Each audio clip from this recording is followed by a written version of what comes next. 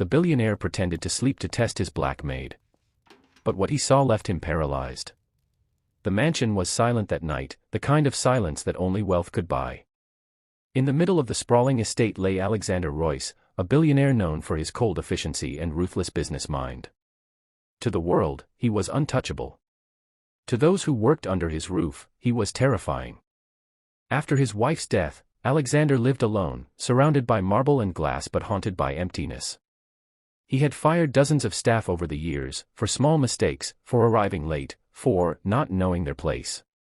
But there was one employee he couldn't bring himself to dismiss, Clara James, the new live-in maid.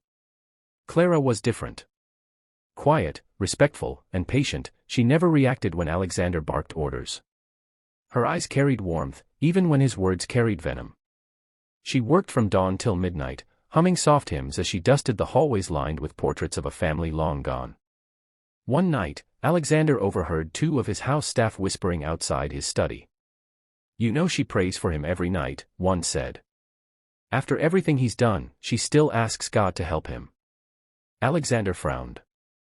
"Prays for me?" He didn't believe in prayer. He believed in power, logic, and control. But curiosity twisted inside him. He decided to test her. The next night, he told the staff he'd be retiring early. He changed into his night clothes, lay down, and pretended to fall asleep on the couch in the main lounge, where Clara always cleaned after everyone left.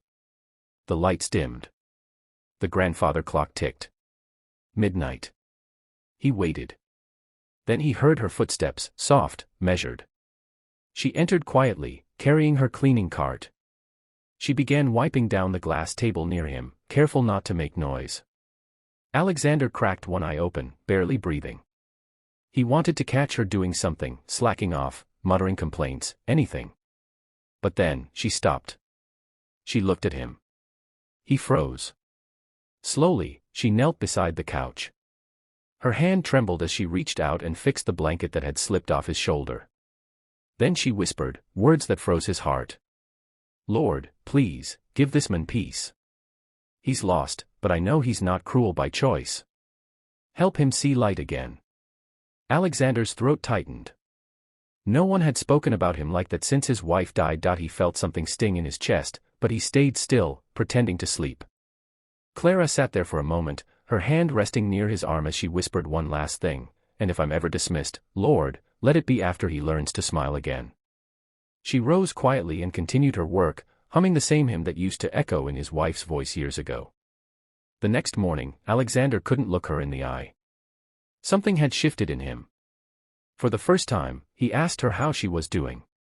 She smiled, genuinely, like it was the most natural thing in the world.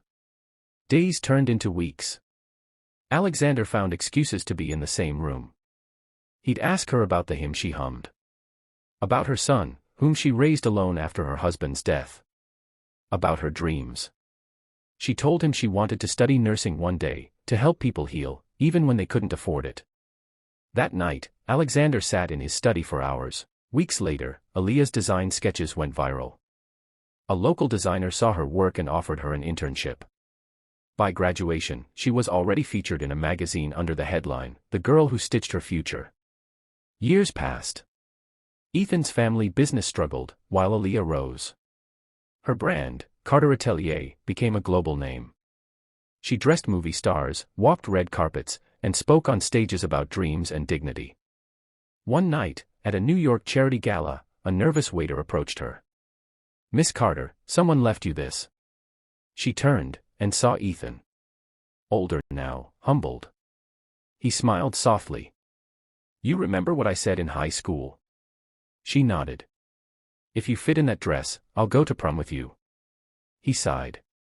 "Turns out, I didn't deserve that dance. You were way out of my league even then." She smiled, calm and graceful. "I didn't need the dance, Ethan. I needed the drive." She turned to leave as cameras flashed, the crowd rising to their feet. And as the lights dimmed, her voice echoed softly in the narrator's tone, "Never laugh at someone who's trying. You might just be laughing at your future inspiration."